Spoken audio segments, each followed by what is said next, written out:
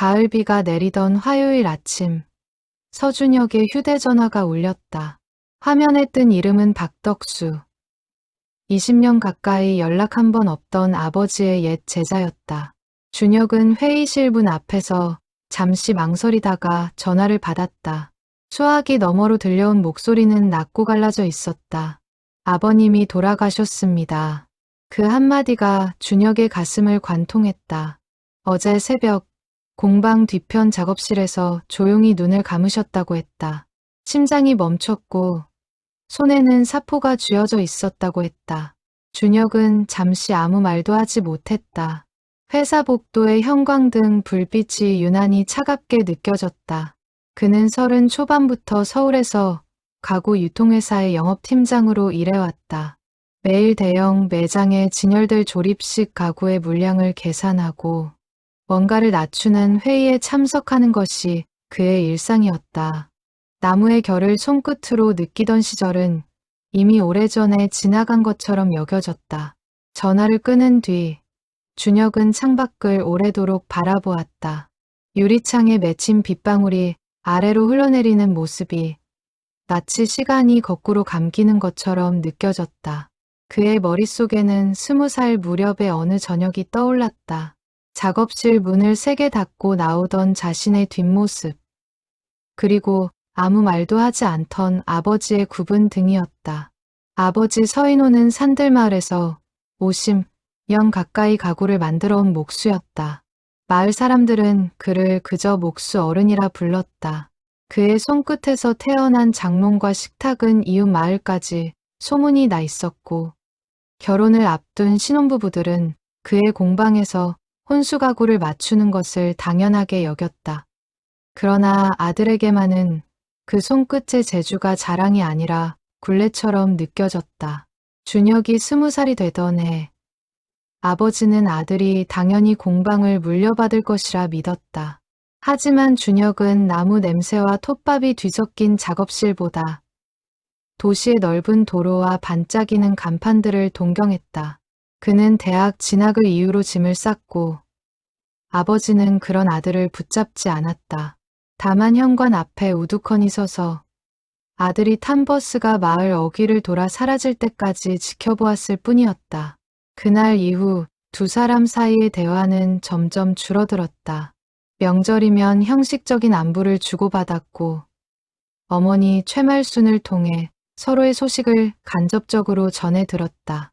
아버지가 허리를 다쳐 입원했을 때도 준혁은 회사 일을 핑계로 병문안을 미루었다. 그리고 이제 아버지는 다시는 대답할 수 없는 사람이 되어버렸다. 장례식장은 산들마을 초입의 작은 병원 영안실에 마련되었다. 준혁은 아내 한지은과 5살 딸 다인의 손을 잡고 기차에 올랐다.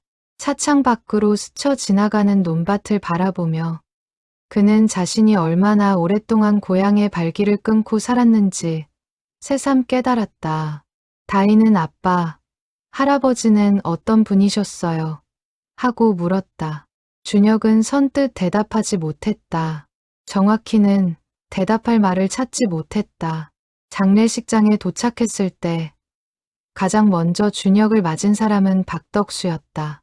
그는 아버지보다 한 뼘쯤 작은 체구에 손등에는 오랜 세월 나무를 다듬은 흔적으로 굳은 살이 박여 있었다. 그가 준혁의 손을 꼭 잡으며 말했다. 와줘서 고맙네. 아버님이 자네를 얼마나 기다리셨는지 모르네. 그 말에 준혁의 마음 한구석이 무너져 내렸다.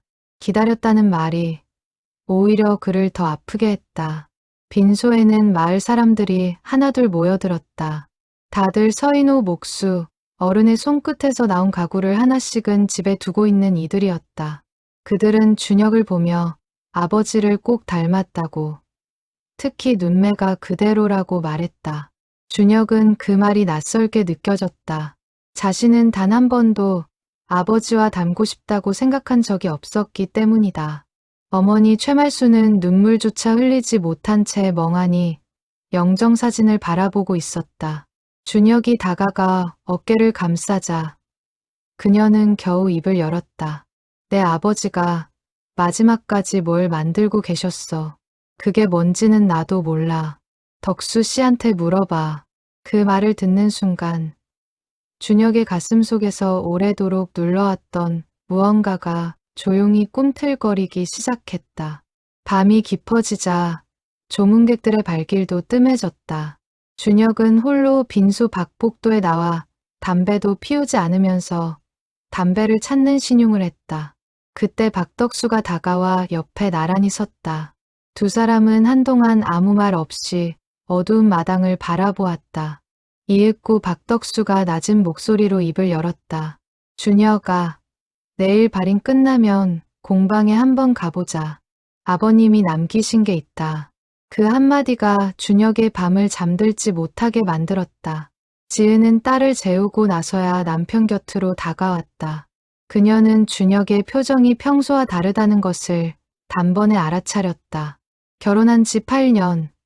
그녀는 이 남자가 좀처럼 속내를 드러내지 않는다는 것을 누구보다 잘 알고 있었다. 괜찮아? 그녀가 조용히 물었다. 준혁은 고개를 저으며 낮게 대답했다. 모르겠어. 아버지랑 마지막으로 나눈 말이 뭐였는지도 기억이 안 나. 지은은 아무 말 없이 그의 손을 잡았다. 그 온기가 그날 밤 준혁이 버틸 수 있는 유일한 힘이었다. 새벽녘 준혁은 잠들지 못하고 빈소 한쪽에 마련된 간이 의자에 앉아 있었다. 문득 어린 시절의 기억 하나가 선명하게 떠올랐다. 초등학교에 입학하던 해봄. 아버지는 준혁의 몸에 꼭 맞는 작은 책상을 만들어 주었다. 서랍 손잡이에는 준혁이라는 이름을 직접 새겨 넣었고 상판 모서리는 아이가 다치지 않도록 몇 번이고 사포질을 거듭했다. 그때 아버지는 웃으며 말했었다. 이 책상은 내가 다 자랄 때까지 다리를 늘려줄 수 있게 만들었다. 다 크면 아빠한테 와. 다시 맞춰줄게. 그러나 그 약속은 지켜지지 못했다. 중학생이 되면서 준혁의 방에는 시중에서 산 철제 책상이 놓였고 아버지가 만든 나무 책상은 창고 한 구석으로 밀려났다. 준혁은 그때만 해도 그것이 얼마나 서운한 일이었을지, 아버지의 마음이 어땠을지 헤아리지 못했다. 그저 친구들과 똑같은 책상을 갖고 싶었을 뿐이었다. 날이 밝아오자 발인을 준비하는 사람들의 움직임이 분주해졌다. 준혁은 상복을 여미며 거울 속 자신의 얼굴을 바라보았다. 까칠하게 자란 수염과 퀭한 눈빛이 낯설었다. 그는 문득 이 거울 속 얼굴이 언젠가 보았던 아버지의 얼굴과 닮아 있다는 것을 깨달았다. 마을 사람들이 왜 그토록 부자가 닮았다고 말했는지 이제야 조금은 알 것 같았다. 영구차가 마을 길을 천천히 빠져나가는 동안 창밖으로 낯익은 풍경들이 스쳐 지나갔다. 어린 시절 뛰어놀던 개울, 방과 후 친구들과 자전거를 타던 신장로, 그리고 저 멀리 나지막한 언덕 위에 자리한 공방의 지붕이 보였다. 준혁은 그 지붕을 바라보며 오래도록 눈을 떼지 못했다. 저곳에서 평생을 나무와 함께 살다 간 한 사람의 생이 이제 막을 내리려 하고 있었다. 화장장에서 아버지의 유골함을 품에 안았을 때 준혁은 그것이 생각보다 가볍다는 사실에 놀랐다. 50년 가까이 무거운 원목을 나르고 손끝으로 수천 개의 가구를 세상에 내놓은 사람의 무게라고는 믿기지 않을 만큼 두 손 안에 다 들어오는 작은 함이었다. 준혁은 그 함을 가슴에 안은 채 이제야 처음으로 소리 없이 눈물을 흘렸다. 옆에서 지켜보던 다인이 아빠 옷자락을 붙잡으며 작은 목소리로 물었다. 아빠, 왜 울어요? 준혁은 딸의 머리를 쓰다듬으며 아무 대답도 하지 못했다. 대신 마음속으로 되뇌었다. 미안합니다, 아버지. 너무 늦게 왔습니다. 장지에서 돌아오는 길. 박덕수는 준혁의 옆자리에 앉아 조용히 입을 열었다. 아버님이 돌아가시기 사흘 전까지도 작업실에 나오셨네. 몸이 성치 않으신데도 굳이 뭔가를 만드시겠다고 고집을 부리셨어. 내가 몇 번을 말려도 소용이 없었네. 그게 뭐냐고 여쭤봐도 웃기만 하시더군. 준혁아 오면 보여준다고 그 말씀만 하셨네. 준혁은 차창에 머리를 기댄 채 눈을 감았다. 아버지가 마지막 순간까지 붙들고 있던 것이 무엇인지 그는 아직 알지 못했다. 다만 그것이 자신과 무관하지 않으리라는 예감만이 서늘하게 가슴을 파고들었다. 집에 도착한 준혁은 텅 빈 마당을 가로질러 안방으로 향했다. 아버지가 평생을 지내온 방이었다. 벽에는 오래된 가족 사진 몇 장이 걸려 있었다. 준혁의 돌잔치 사진, 초등학교 입학식 사진, 그리고 어느 여름날 온 가족이 마당에서 수박을 나눠 먹던 사진까지. 그는 그 사진들 앞에서 오래도록 서 있었다. 사진 속 아버지는 늘 조금 어색하게 웃고 있었지만 그 눈빛만큼은 한결같이 아들을 향해 있었다. 준혁은 그제야 자신이 그동안 얼마나 많은 순간을 놓치고 살아왔는지 실감했다. 그는 사진 액자 하나를 조심스럽게 내려 손끝으로 먼지를 닦아냈다. 그러고는 다시 제자리에 조금 더 반듯하게 걸어두었다. 작은 몸짓이었지만 그것은 준혁이 아버지의 집으로 다시 돌아왔음을 스스로에게 알리는 첫 번째 신호와도 같았다. 3일장을 마치고 준혁은 아내와 딸을 먼저 서울로 올려보냈다. 회사에는 며칠 더 휴가를 냈다. 유품 정리를 핑계 삼았지만 사실은 박덕수가 말한 그 무언가를 확인하지 않고는 발걸음이 떨어지지 않았기 때문이었다. 어머니 최말수는 아들이 며칠 더 머무르겠다는 말에 별다른 대꾸 없이 고개만 끄덕였다. 그녀 역시 오래도록 묻어두었던 무언가와 마주할 준비가 필요한 사람처럼 보였다. 공방으로 향하는 길은 준혁의 기억보다 훨씬 좁고 낡아 보였다. 어릴 적에는 한없이 넓게 느껴졌던 마당이 이제는 몇 걸음이면 가로지를 수 있는 작은 공간에 불과했다. 문패에는 여전히 정성목공소라는 낡은 나무 간판이 걸려 있었다. 아버지가 젊은 시절 직접 새긴 글씨였다. 준혁은 그 앞에서 한참을 서성이다가 겨우 문고리에 손을 얹었다. 문을 열자 오래된 나무 냄새와 니스 냄새가 훅 끼쳐왔다. 그 냄새는 준혁의 어린 시절 전체를 관통하는 냄새였다. 방과 후면 이곳에 앉아 숙제를 하곤 했고 아버지가 대패질을 하는 소리를 들으며 잠이 들기도 했다. 작업대 위에는 아직 완성되지 않은 몇 개의 가구들이 하얀 천에 덮인 채 놓여 있었고 벽에는 온갖 종류의 끌과 대패, 톱이 가지런히 걸려 있었다. 모든 도구가 마치 주인이 잠시 자리를 비운 것처럼 제자리를 지키고 있었다. 박덕수는 이미 그곳에서 준혁을 기다리고 있었다. 그는 말없이 작업실 안쪽, 아버지가 가장 아끼던 자리로 준혁을 이끌었다. 그곳에는 커다란 천으로 덮인 무언가가 놓여 있었다. 박덕수가 조심스럽게 천을 걷어내자 준혁의 눈앞에 반쯤 완성된 작은 의자 하나가 모습을 드러냈다. 그것은 어른의 의자가 아니었다. 아이의 몸에 맞춘 작은 의자였다. 등받이에는 섬세한 나무심 문양이 조각되어 있었고 다리 부분에는 특이하게도 작은 홈과 나사 구멍들이 여러 개나 있었다. 준혁은 그것이 무엇을 의미하는지 단번에 알아차리지 못했다. 그저 아버지답지 않게 정교하고 화려한 장식이라고만 생각했다. 이게 뭔지 아나? 박덕수가 물었다. 준혁은 고개를 저었다. 자라나는 의자일세. 아버님이 특별히 고안하신 걸세. 다리와 발판에 조절 장치를 넣어서 아이가 자랄 때마다 높이와 깊이를 늘려갈 수 있게 만드신 거지. 못해도 10살까지는 이 의자 하나로 버틸 수 있게 설계하셨네. 그 말을 듣는 순간 준혁의 머릿속에 20살 무렵 아버지가 만들어 주었던 그 작은 책상이 떠올랐다. 다 자랄 때까지 다리를 늘려주겠다던 그 약속이. 준혁은 목이 메어 아무 말도 하지 못했다. 박덕수가 다시 입을 열었다. 이 의자, 누구를 위해 만드신 건지 아나? 준혁은 짐작조차 가지 않는다는 표정으로 그를 바라보았다. 박덕수는 잠시 망설이다가 말을 이었다. 손녀딸 다인이 사진을 보내드렸을 때부터 시작하신 걸세. 자네 처가 명절 때 보내준 사진 말이야. 아버님은 그 사진을 액자에 넣어 작업대 위에 두고 매일 들여다보셨네.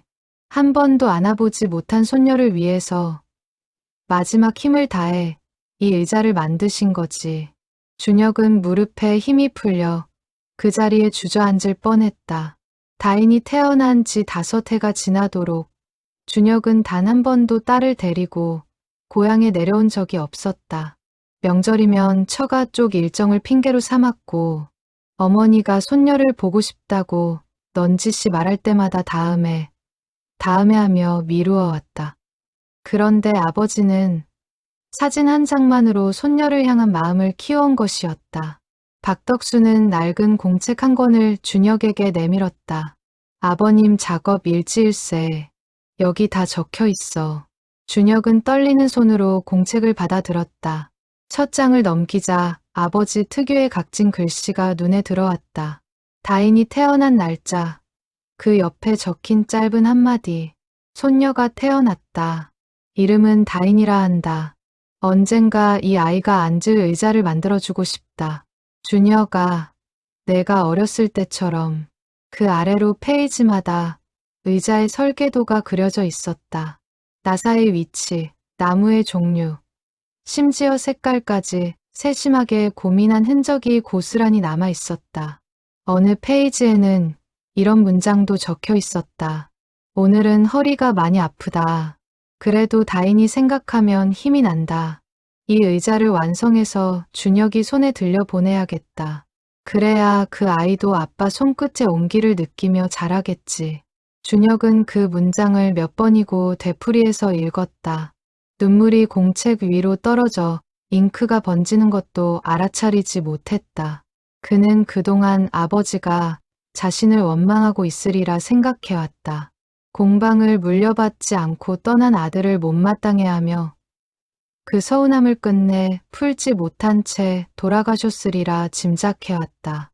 그러나 공책 속의 아버지는 단 한 줄도 원망의 말을 남기지 않았다.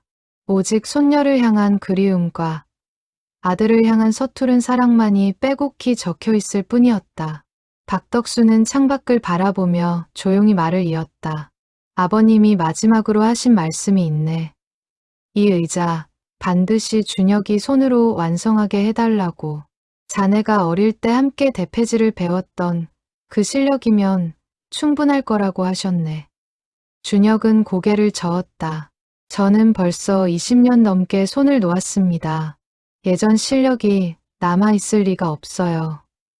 박덕수는 준혁의 어깨를 가만히 두드리며 말했다. 몸이 기억하는 것도 있는 법일세. 게다가 자네 혼자 하라는 게 아니야. 내가 옆에서 돕겠네. 준혁은 오랫동안 그 자리에 서서 반쯤 완성된 의자를 바라보았다. 창으로 들어오는 오후 햇살이 나무 표면에 부드럽게 내려앉았고 아버지가 남긴 조각의 결이 그 빛을 받아 은은하게 반짝였다.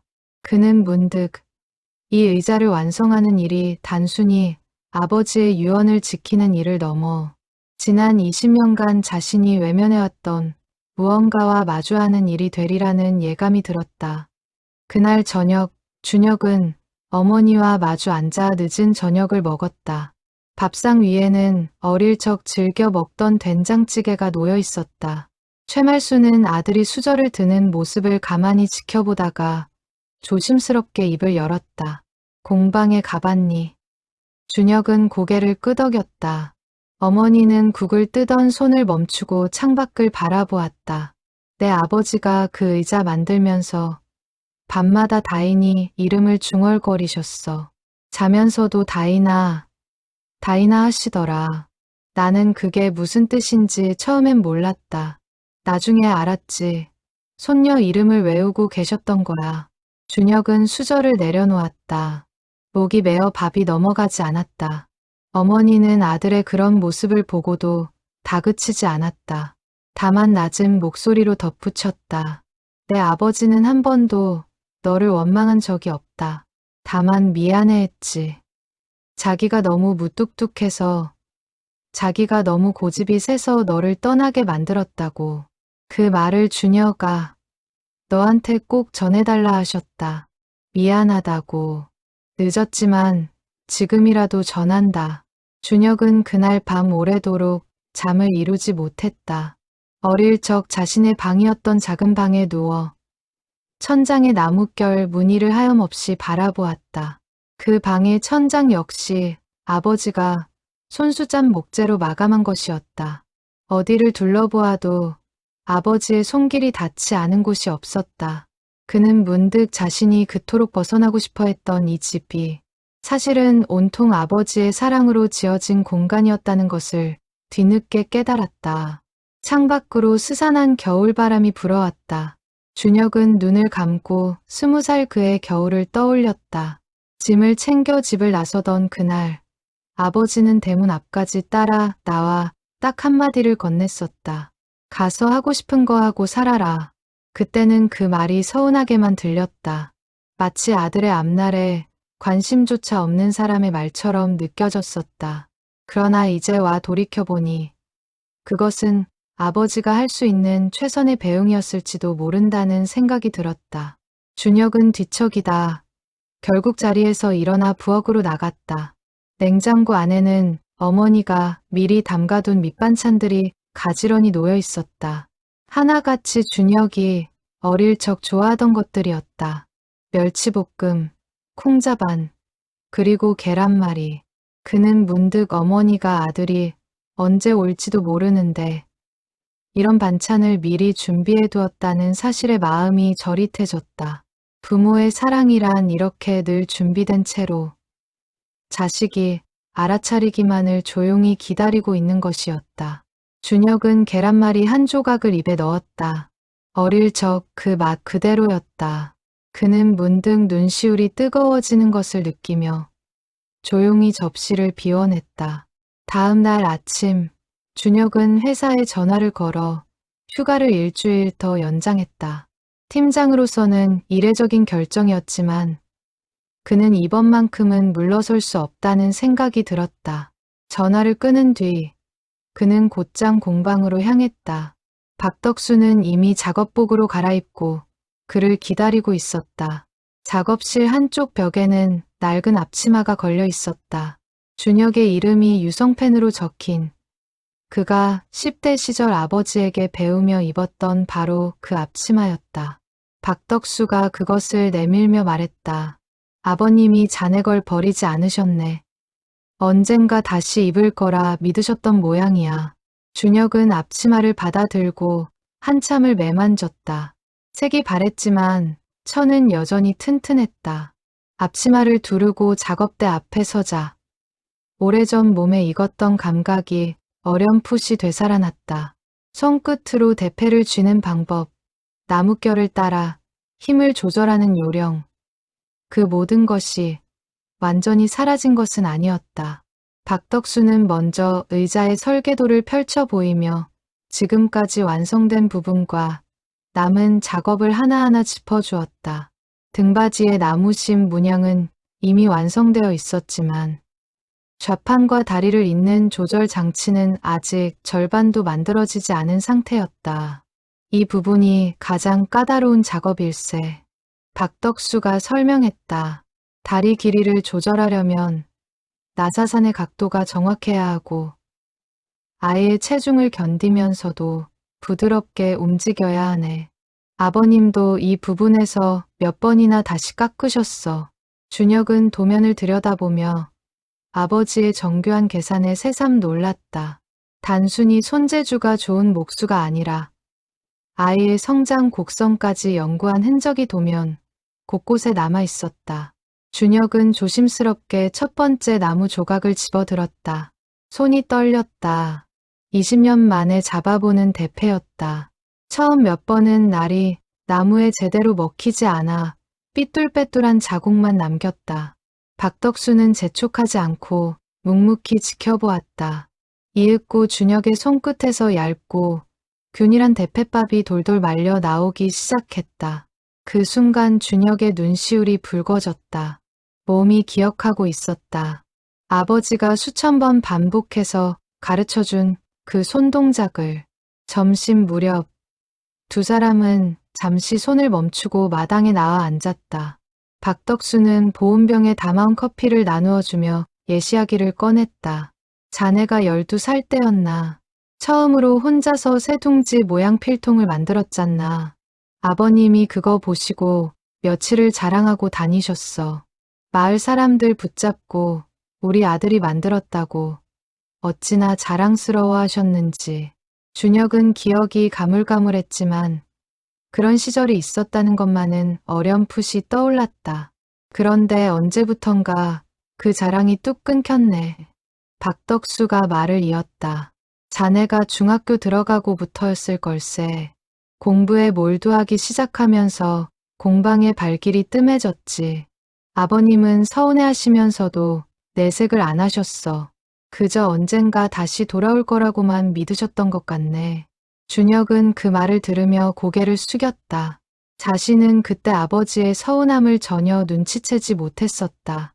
그저 학업이 우선이라 여겼을 뿐이었다. 오후 작업이 다시 시작되었다. 준혁은 다리 부분에 나사산을 깎는 작업에 몰두했다. 정교한 각도를 맞추기 위해 몇 번이고 실패를 거듭했다. 나무를 깎다가 손끝을 다치기도 했다. 그럴 때마다 박덕수는 말없이 소독약을 건넬 뿐 대신 해주겠다는 말은 하지 않았다. 이건 자네가 완성해야 하는 몫이라는 무언의 신호였다. 해가 저물어 갈 무렵 준혁은 문득 작업대 한쪽에 놓인 낡은 사진 액자를 발견했다. 딸 다인이 2살 무렵 찍은 사진이었다. 지은이 명절에 보내주었던, 그리고 준혁 자신도 잊고 지냈던 사진이었다. 사진 속 다인은 환하게 웃고 있었고 액자 모서리는 손때가 묻어 반질반질했다. 아버지가 그것을 얼마나 자주 들여다보았는지 손때만으로도 짐작할 수 있었다. 준혁은 사진을 손에 쥔 채 한참을 서 있었다. 다인이 태어났을 때 그는 딸의 이름을 아버지에게 전화로만 알렸을 뿐 100일이나 돌잔치에도 부모님을 초대하지 않았다. 회사 일이 바쁘다는 핑계였지만 사실은 아버지와 마주하는 것이 어색하고 불편했기 때문이었다. 그런데 아버지는 사진 한 장만으로 손녀의 모든 순간을 상상하며 매일 이 작은 액자를 들여다보았던 것이다. 박덕수는 정리를 마치고 작업실 문을 잠그며 준혁에게 말했다. 오늘 하루 만에 손이 다 기억을 되찾았네. 역시 아버님 아들이야. 준혁은 씁쓸하게 웃었다. 손은 기억하는데 마음은 아직도 아버지를 제대로 이해하지 못했던 것 같습니다. 박덕수는 그의 어깨를 두드리며 말했다. 그러니까 이 의자를 만드는 게지. 손으로 나무를 다듬으면서 마음도 함께 다듬어지는 걸세. 집으로 돌아가는 길. 준혁은 지은에게 전화를 걸었다. 며칠 더 있어야 할 것 같다고. 그리고 다인을 데리고 내려와 줄 수 있겠느냐고 조심스럽게 물었다. 지은은 잠시 놀란 듯 했지만 이내 밝은 목소리로 대답했다. 당연하지. 다인이도 할아버지 뵙고 싶어 했었어. 비록 늦었지만 어떻게든 인사드리고 싶었나 봐. 전화를 끊은 준혁은 밤하늘을 올려다보았다. 별이 유난히 또렷하게 빛나는 밤이었다. 숙소로 돌아온 준혁은 손끝에 상처에 밴드를 붙이며 오늘 하루를 돌이켜보았다. 대패를 처음 잡았을 때의 떨림, 나무 냄새가 몸에 스며드는 감각, 그리고 무엇보다 아버지의 손때가 묻은 도구들 사이에서 느꼈던 이상한 편안함이 마음에 남았다. 그는 그 편안함의 정체를 알 것 같으면서도 선뜻 인정하기가 두려웠다. 어쩌면 자신은 나무를 다루는 이 일을 생각보다 훨씬 더 좋아했던 것은 아닐까. 그는 회사에서의 하루를 떠올려 보았다. 매출 그래프와 원가 절감한 끊임없이 이어지는 회의들. 그 안에서 그는 유능하다는 평가를 받았지만 단 한 번도 오늘처럼 손끝이 뜨거워지는 순간을 경험한 적은 없었다. 나무를 깎아 무언가를 만들어낸다는 것은 완성된 물건을 창고에 쌓아 올리는 것과는 전혀 다른 종류의 기쁨이었다. 준혁은 낡은 작업 일지를 다시 펼쳤다. 아버지의 글씨는 페이지가 뒤로 갈수록 조금씩 흔들리고 있었다. 아마도 병세가 깊어지던 시기였을 것이다. 그럼에도 불구하고 문장들은 한결같이 다정했다. 오늘도 준혁이 생각을 했다. 그 아이가 어릴 때 참 손재주가 좋았는데 지금은 어떤 손을 가지고 살고 있을까? 언젠가 다시 나무를 만질 날이 올까? 그 문장 앞에서 준혁은 다시 한번 눈시울이 붉어졌다. 그는 조용히 일지를 덮고 창밖의 달을 바라보며 다짐했다. 이 의자만큼은 그 어떤 일보다 정성을 다해 완성하겠노라고. 그것이 이제라도 아버지에게 전할 수 있는 유일한 대답이라는 생각이 들었다. 잠들기 전 준혁은 문득 회사 동료들이 자신을 두고 했던 말을 떠올렸다. 서준혁 팀장은 숫자에 강하고 협상에 능하며 절대 감정에 흔들리지 않는 사람이라는 평가였다. 그는 그것이 칭찬이라 여기며 살아왔다. 그러나 오늘 하루 나무를 깎으며 몇 번이고 눈물을 삼켰던 자신을 돌아보니 그동안 애써 눌러왔던 감정들이 사실은 사라진 것이 아니라 깊숙이 쌓여 있었을 뿐이라는 것을 깨달았다.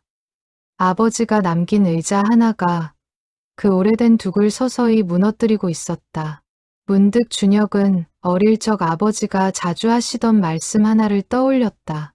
나무는 거짓말을 하지 않는다. 힘을 준 만큼, 정성을 들인 만큼 결과로 보여준다. 사람도 마찬가지다. 그때는 그저 흘려들었던 그 말이 이제는 전혀 다른 무게로 다가왔다.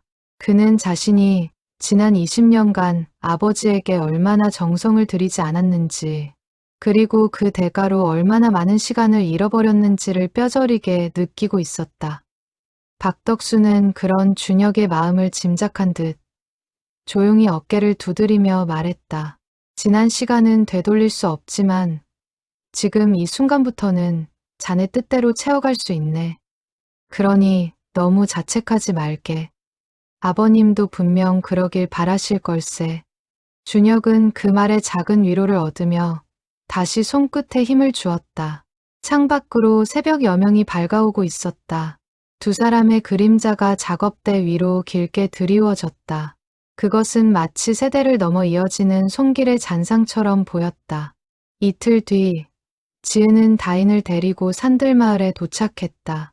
기차역의 마중 나간 준혁은 개찰구를 빠져나오는 두 사람을 보자마자 왈칵 눈물이 날 뻔했다. 다인은 낯선 시골 풍경이 신기한 듯 두리번거리며 아빠, 여기가 아빠가 어릴 때 살던 곳이에요. 하고 물었다. 준혁은 딸의 손을 잡으며 그렇다고. 이제 할머니 댁에 가자고 대답했다. 집에 도착하자 최말수는 손녀를 보자마자 눈물부터 쏟았다. 5해 만에 처음으로 품에 안아보는 손녀였다. 다인아, 이렇게 컸구나. 우리 강아지. 최말수는 다인의 볼을 어루만지며 몇 번이고 같은 말을 되풀이했다. 다인은 낯선 할머니의 격한 반응에 처음엔 조금 놀란 듯했지만 이내 그 품이 따뜻하다는 것을 느끼고는 자연스럽게 안겨들었다. 저녁 식사 자리에서 최말수는 손녀에게 할아버지 이야기를 조심스럽게 꺼냈다. 다인아, 할아버지는 나무로 아주 멋진 것들을 만드시는 분이었어. 다인은 눈을 반짝이며 물었다. 지금은 어디 계세요? 순간 식탁에 정적이 흘렀다. 지은이 먼저 입을 열었다. 할아버지는 하늘나라에 계셔. 그런데 다인이를 위해서 아주 특별한 선물을 만들고 계셨대. 다인은 잠시 생각하더니 그럼 저도 할아버지 만나러 하늘나라 가야 해요. 하고 물었다. 그 순진한 물음에 어른들은 아무도 대답하지 못한 채 눈시울만 붉혔다. 다음 날 아침, 준혁은 다인의 손을 잡고 공방으로 향했다. 지은과 최말순도 함께였다. 문을 열고 들어서자 다인은 신기한 듯 이곳저곳을 둘러보았다. 다양한 모양의 나무 조각들과 반짝이는 도구들이 아이의 호기심을 자극했다. 준혁은 딸을 작업대 앞으로 데려가 아버지가 만들다 만 의자를 보여주었다. 이건 뭐예요, 아빠? 다인이 물었다. 준혁은 무릎을 굽혀 딸과 눈높이를 맞추며 대답했다. 이건 할아버지가 다인이를 위해서 만드신 의자야. 다인이가 자랄 때마다 다리를 늘릴 수 있게 만드셨대. 그래서 다인이가 어른이 될 때까지 오래오래 앉을 수 있는 의자야. 다인은 손끝으로 조심스럽게 등받이에 나무집 문양을 어루만졌다. 이거 진짜 예뻐요. 할아버지가 저를 위해서 만드신 거예요. 정말요. 그 순간 준혁의 가슴이 뜨겁게 벅차올랐다. 딸의 순수한 감탄사 하나가 지난 며칠간 그가 느꼈던 죄책감과 슬픔을 조금이나마 씻어주는 듯했다. 박덕수도 다가와 다인에게 인사를 건넸다. 다인이구나. 할아버지가 늘 사진 보면서 다인이 이야기하셨단다. 다인은 수줍은 듯 준혁의 다리 뒤로 숨으며 살짝 웃었다. 지은은 남편이 앞치마를 두르고 나무를 다듬는 모습을 낯설게 그러나 반갑게 바라보았다. 그녀는 결혼 전에도 결혼 후에도 준혁이 이런 모습을 보인 적이 없었다는 것을 새삼 깨달았다. 그는 늘 회사와 숫자에 둘러싸인 사람이었다. 그런데 지금 이 순간 나무를 매만지는 남편의 표정은 그녀가 한 번도 본 적 없는 편안함으로 가득했다. 점심때가 되어 최말수는 다인을 데리고 마당에서 놀아주기로 하고 준혁과 지은은 잠시 작업실에 남았다. 지은은 조심스럽게 남편에게 물었다. 여보, 회사는 어떻게 할 거야? 준혁은 대패를 손에 쥔 채 한참을 생각하다가 대답했다. 아직 모르겠어. 그런데 이 의자를 완성하기 전까지는 서울로 돌아갈 수 없을 것 같아. 지은은 남편의 눈빛에서 이전에는 본 적 없는 결연함을 발견했다. 그녀는 고개를 끄덕이며 말했다. 그럼 나도 며칠 더 있을게. 다인이도 할머니랑 이곳에서 지내는 게 좋아 보여. 오후가 되자 다인은 할머니의 도움을 받아 작은 나무 토막에 크레파스로 그림을 그리기 시작했다. 삐뚤빼뚤한 선으로 그려진 것은 세 사람의 얼굴이었다. 아빠, 엄마, 그리고 자신이었다. 다인은 그것을 할아버지가 만들고 있는 의자 옆에 살며시 놓아두며 말했다. 할아버지, 저 왔어요. 이거 제가 그린 그림이에요. 그 모습을 지켜보던 어른들은 아무도 말을 잇지 못했다. 저녁 무렵 준혁은 다인을 무릎에 앉히고 어린 시절 자신이 아버지에게 배웠던 나무 이름들을 하나씩 알려주었다. 이건 느티나무, 이건 참나무, 이건 소나무야. 할아버지는 나무마다 성격이 다르다고 하셨어. 단단한 나무도 있고 부드러운 나무도 있고. 다인은 초롱초롱한 눈으로 아빠의 설명을 들으며 고개를 끄덕였다. 아빠도 할아버지처럼 나무 박사예요. 그 말에 준혁은 씁쓸함과 뿌듯함이 뒤섞인 미소를 지었다. 그는 자신이 그토록 벗어나고 싶어 했던 아버지의 세계가 이제는 딸에게 물려주고 싶은 소중한 유산이 되어가고 있음을 느꼈다. 밤이 깊어지자 다인은 할머니 품에 안겨 곤히 잠이 들었다. 준혁과 지은은 나란히 마당에 나와 밤하늘을 올려다보았다. 지은이 먼저 입을 열었다. 여보, 아까 다인이가 의자 옆에 그림 놓는 거 보면서 나 정말 많이 울었어. 그 조그만 손으로 할아버지한테 인사하는데 마음이 너무 아렸어. 준혁은 아내의 어깨를 감싸 안으며 말했다. 나도 그래. 그동안 왜 이렇게 미련하게 살았을까? 진작 데려왔어야 했는데. 지은은 고개를 저으며 말했다. 자책하지 마. 대신 지금부터라도 잘하면 되잖아. 나는 당신이 이 의자를 완성하려는 모습이 좋아. 처음 보는 얼굴이야. 이렇게 몰두하는 모습. 준혁은 잠시 침묵하다가 조심스럽게 속내를 털어놓았다. 사실은 나 요즘 계속 생각해. 이 일을 하면서 내가 진짜 살아있다는 느낌을 받았어. 회사에서는 한 번도 느껴본 적 없는 감정이야. 지은은 놀란 눈으로 남편을 바라보았다. 그럼 혹시 공방을 이어받을 생각도 하는 거야? 준혁은 선뜻 대답하지 못했다. 아직 거기까지는 확신이 서지 않았다. 다만 이 의자를 완성하는 순간까지는 그 질문에 대한 답을 미뤄두고 싶었다. 지은은 더 캐묻지 않고 남편의 손을 꼭 잡아주었다. 두 사람은 한동안 말없이 별이 총총한 밤하늘을 바라보았다.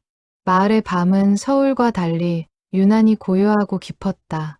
멀리 공방 쪽에서 희미한 불빛이 새어나오고 있었다. 박덕수가 아직 남아 마무리 작업을 손보고 있는 모양이었다.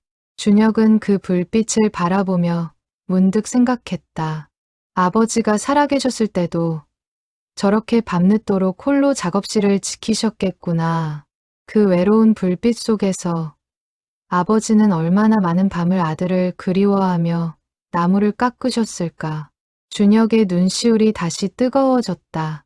지은이 그런 남편을 가만히 바라보다가 나직이 말했다.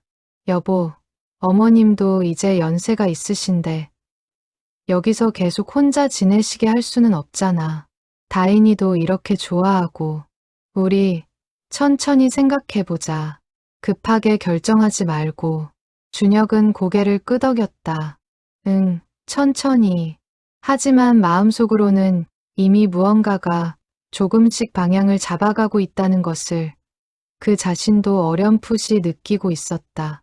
방으로 돌아와 잠든 다인의 얼굴을 들여다보며 준혁은 낮에 딸이 그렸던 그림을 다시 떠올렸다. 삐뚤빼뚤한 선 안에 담긴 세 사람의 웃는 얼굴. 그 그림은 지금 공방의 의자 옆에 고이 놓여 있을 것이다. 준혁은 문득 그 그림이야말로 아버지가 그토록 완성하고 싶어 했던 것에 진짜 의미가 아닐까 생각했다. 흩어졌던 가족이 다시 한자리에 모이는 것. 그것이야말로 아버지가 마지막 힘을 다해 남기고 싶었던 유산이었다. 다인은 잠결에 뒤척이며 아빠 하고 작게 불렀다. 준혁은 딸의 손을 꼭 잡아주며 나직이 대답했다. 아빠 여기 있어. 걱정하지 마. 다인은 다시 새근새근 잠에 빠져들었다. 준혁은 딸의 잠든 얼굴을 오래도록 바라보며 이 아이가 자라는 동안 자신이 아버지처럼 무뚝뚝하게 뒤늦은 후회를 남기는 사람이 되지 않겠다고 다시 한번 마음속 깊이 다짐했다. 창밖으로 새벽빛이 서서히 밝아왔다. 준혁은 잠든 가족들의 숨소리를 들으며 오랜만에 마음 깊은 곳에서부터 우러나오는 평화를 느꼈다. 그는 문득 이 평화가 아버지가 평생을 두고 지켜온 이 작은 집과 마을에서 비롯된 것임을 깨달았다. 멀리서 달 고는 소리가 들려왔다. 새로운 하루가 시작되고 있었다. 준혁은 조용히 몸을 일으켜 오늘도 공방으로 향할 채비를 했다. 일주일이 지나갈 무렵 뜻밖의 소식이 날아들었다. 마을 이장이 찾아와 조심스럽게 서류 한 장을 내밀었다. 도로 확장 공사로 인해 공방 부지가 수용된다는 통보였다. 최말수는 서류를 받아들고 손을 떨었다. 이게 무슨 소리예요? 갑자기 왜? 이장은 미안한 표정으로 설명했다. 이미 재작년부터 예정되어 있던 사업인데 서인호 어르신이 편찮으신 걸 알고 최대한 미뤄왔던 겁니다. 하지만 이제는 더 미룰 수가 없어요. 다음 달 말까지 부지를 비워주셔야 합니다. 준혁은 서류를 받아들고 날짜를 확인했다. 이제 남은 시간은 채 한 달이 되지 않았다. 그는 곧바로 박덕수를 찾아가 이 소식을 전했다. 박덕수의 얼굴이 하얗게 질렸다. 한 달이라니. 아직 다리 조절 장치도 절반밖에 못 만들었는데 게다가 마감과 도장 작업까지 하려면 시간이 턱없이 부족하네. 준혁은 입술을 깨물었다. 그렇다고 포기할 수는 없었다. 방법을 찾아야 했다. 그날 저녁 준혁은 회사에 전화를 걸어 결국 무급 휴직을 신청했다. 인사팀에서는 난색을 표했지만 준혁은 물러서지 않았다. 지금이 아니면 다시는 이 일을 끝낼 수 없다는 확신이 들었기 때문이다. 전화를 끊은 뒤 그는 지은에게 이 사실을 알렸다. 지은은 잠시 놀란 표정을 지었지만 이내 남편의 손을 잡으며 말했다. 잘했어. 이건 돈으로 살 수 없는 시간이야. 다음 날부터 준혁의 하루는 새벽부터 밤까지 공방에서의 작업으로 채워졌다. 박덕수와 함께 다리의 조절 장치를 완성하기 위해 수십 번의 시행착오를 거듭했다. 나사산의 각도가 조금만 어긋나도 의자가 삐걱거렸고 두 사람은 몇 번이고 처음부터 다시 깎아야 했다. 손끝은 굳은 살이 박이다 못해 갈라지기 시작했지만 준혁은 멈추지 않았다. 그러던 어느 날 오후 최말순이 갑자기 어지럼증을 호소하며 쓰러졌다. 준혁과 지은은 놀라 급히 병원으로 모셨다. 다행히 큰 이상은 없었지만 의사는 과로와 스트레스로 인한 일시적인 증상이라며 당분간 안정을 취해야 한다고 당부했다. 준혁은 병상에 누운 어머니를 바라보며 죄책감에 사로잡혔다. 아버지를 떠나보낸 지 얼마 되지도 않았는데 어머니마저 힘들게 하고 있다는 생각이 그를 짓눌렀다. 병실을 나서던 길, 준혁은 복도 의자에 주저앉아 두 손으로 얼굴을 감쌌다. 지은이 옆에 앉아 그의 등을 가만히 쓸어주었다. 여보, 너무 무리하지 마. 의자도 중요하지만 지금 살아있는 사람들이 더 중요해. 준혁은 고개를 저으며 힘겹게 입을 열었다. 알아. 그런데 이 의자를 완성하지 못하면 나는 평생 아버지한테 진 빚을 갚지 못할 것 같아. 지은은 남편의 손을 꼭 잡으며 더 이상 말리지 않았다. 대신 자신도 함께 돕겠다고 말했다. 다음 날부터 지은도 공방에 나와 마감재를 바르고 부품을 정리하는 일을 거들었다. 다희는 할머니가 입원한 병실과 공방을 오가며 어른들 사이에서 나름의 역할을 찾으려 애썼다. 아이는 작은 손으로 나무 부스러기를 쓸어 담으며 나도 도울래요 하고 말했다. 그 모습에 지쳐가던 어른들의 얼굴에도 잠시나마 웃음이 번졌다.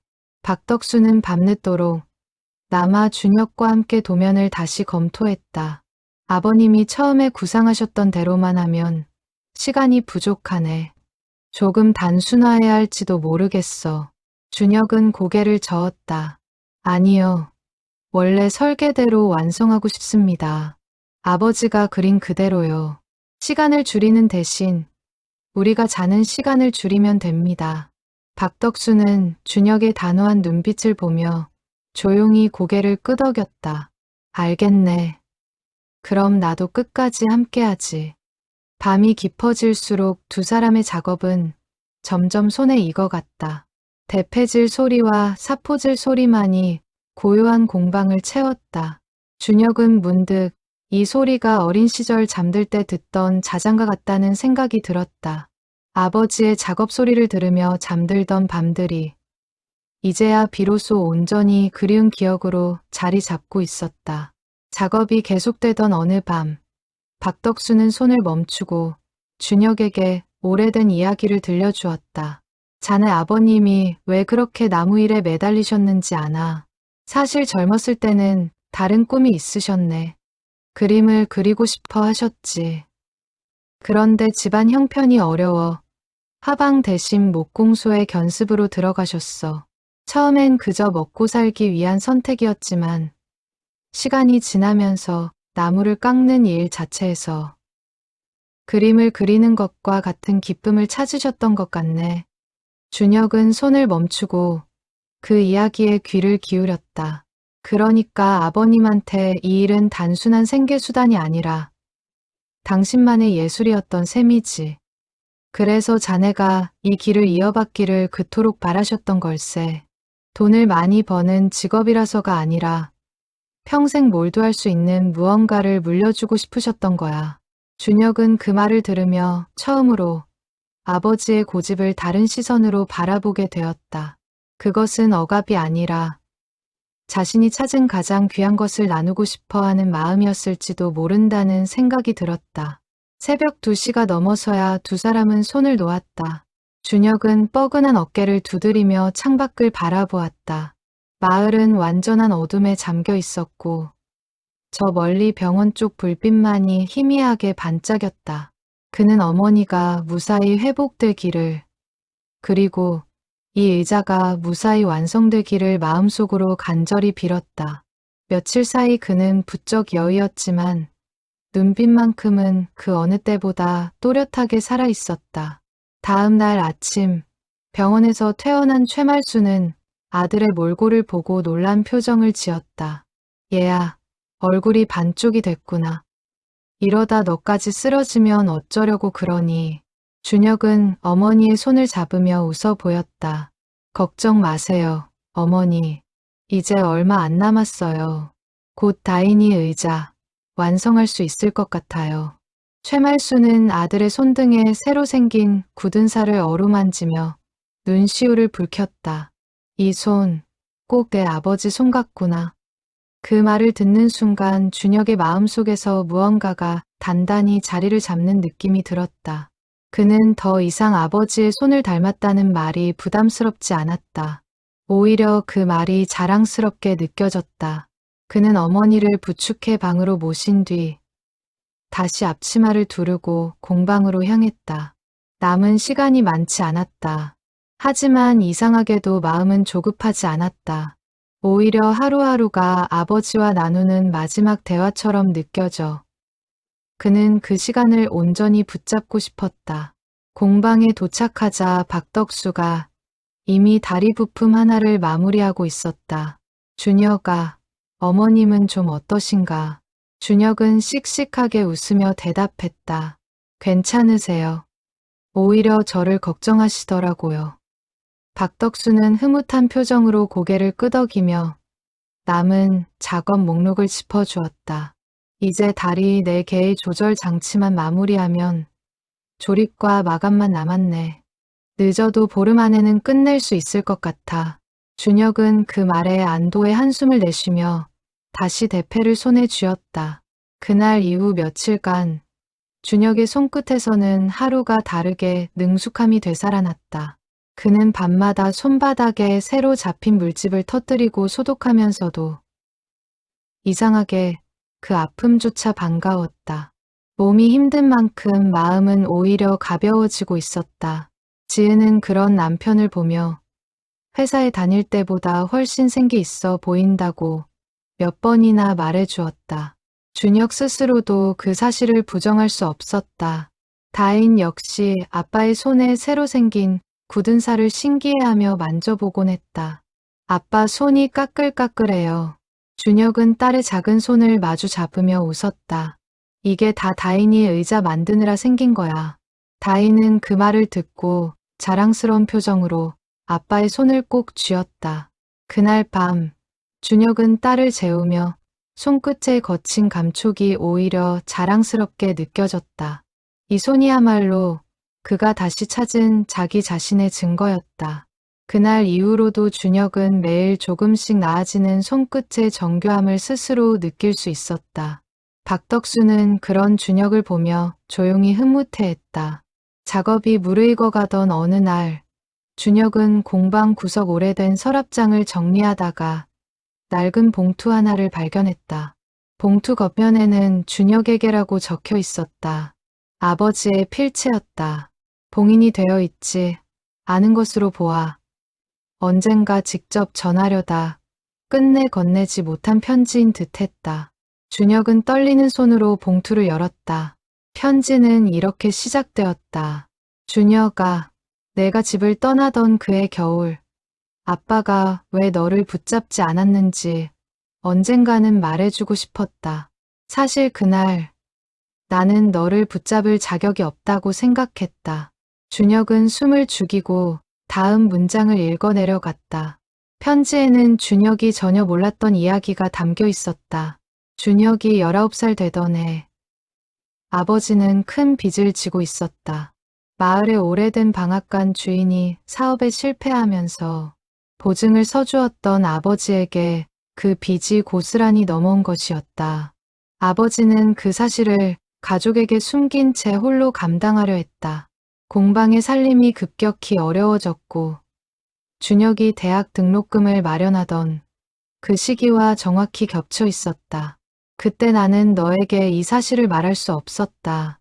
대신 너에게 공방 일을 배우라고 다그쳤다. 조금이라도 빨리 돈을 벌게 하고 싶은 마음이었지. 결코 내 욕심으로 너를 묶어두려던 게 아니었다.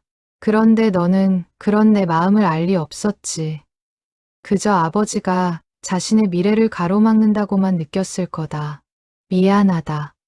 그때 제대로 설명했어야 했는데 나는 그 빚 문제로 자존심이 상해서 아무 말도 하지 못했다. 준혁은 편지를 쥔 손이 떨려왔다. 그는 그동안 자신이 떠난 이유를 오로지 아버지의 완고함과 자신의 반항심 때문이라고만 여겨왔다.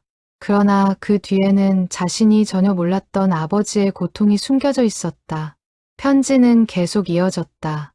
내가 떠난 뒤 나는 밤낮으로 일해서 결국 그 빚을 다 갚았다.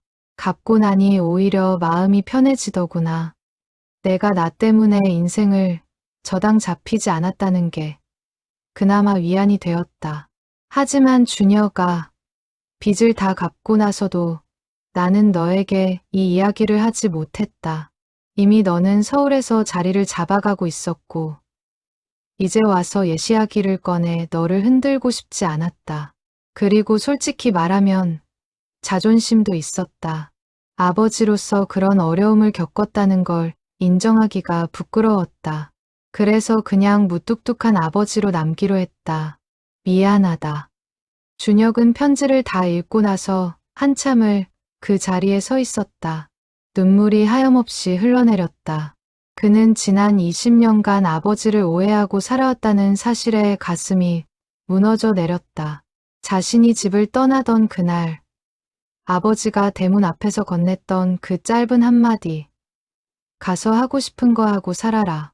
그 말이 얼마나 큰 희생과 고통을 감추고 있었는지 이제야 비로소 알게 되었다. 박덕수는 준혁이 편지를 쥔 채 눈물 흘리는 모습을 보고 조용히 다가왔다.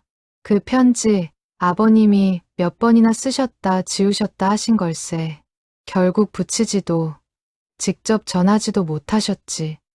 아마 자네가 서운해할까봐 혹은 이제 와 무슨 소용이냐 싶어 망설이셨던 것 같네. 그런데 마지막에는 이 서랍에 넣어두시더군. 언젠가 자네가 발견하기를 바라셨던 게 아닌가 싶네. 준혁은 편지를 가슴에 품은 채 한동안 움직이지 못했다.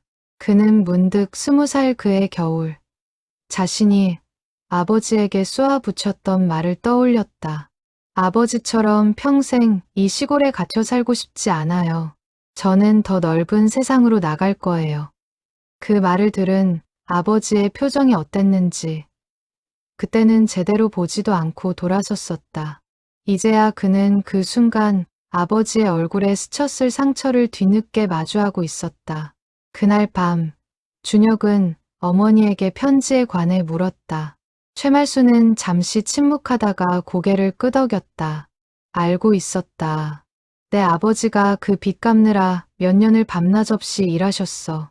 나한테도 처음엔 말씀 안 하시다가 나중에야 털어놓으셨지. 그리고 늘 말씀하셨다. 준혁이한테는 절대 알리지 말라고.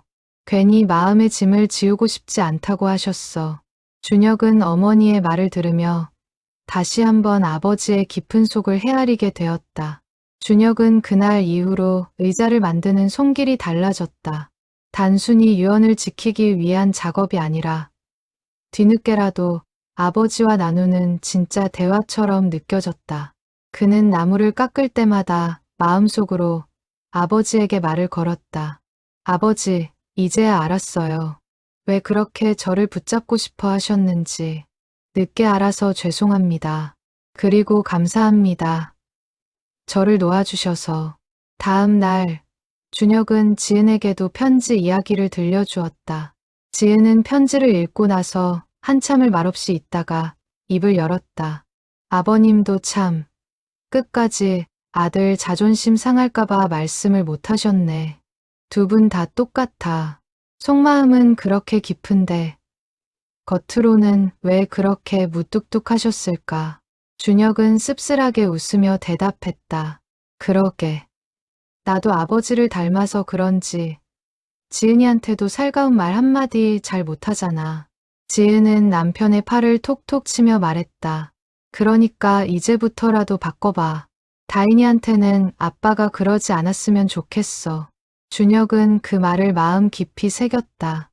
그는 그날 저녁 다인을 무릎에 앉히고 처음으로 아빠가 어릴 때 할아버지한테 서운했던 이야기를 들려주었다. 다인은 진지한 얼굴로 아빠의 이야기를 들으며 물었다. 그런데 지금은 할아버지 안 미워해요. 준혁은 딸의 머리를 쓰다듬으며 고개를 끄덕였다. 응. 이제는 할아버지 마음을 알 것 같아. 그래서 하나도 안 미워. 오히려 더 많이 사랑하게 됐어. 다인은 그 말을 알아들었는지 못 알아들었는지 그저 아빠 품에 폭 안기며 배시시 웃었다. 준혁은 그날 밤 다시 편지를 꺼내 읽으며 자신도 딸에게 이런 편지를 남길 수 있는 아버지가 되어야겠다고 다짐했다. 감추기보다는 말해주는 아버지, 무뚝뚝함 대신 다정함을 건네는 아버지가 되고 싶었다. 아버지가 평생을 두고 배우지 못했던 그 표현법을 자신은 다인에게만큼은 아끼지 않고 전해주고 싶었다. 창밖으로 늦은 밤 별빛이 스며들었다. 준혁은 편지를 곱게 접어 지갑 속 깊숙한 곳에 넣었다. 언젠가 힘든 순간이 찾아올 때마다 이 편지를 꺼내 아버지의 마음을 다시 확인하고 싶었다. 그는 이제 더 이상 아버지를 원망하지 않았다.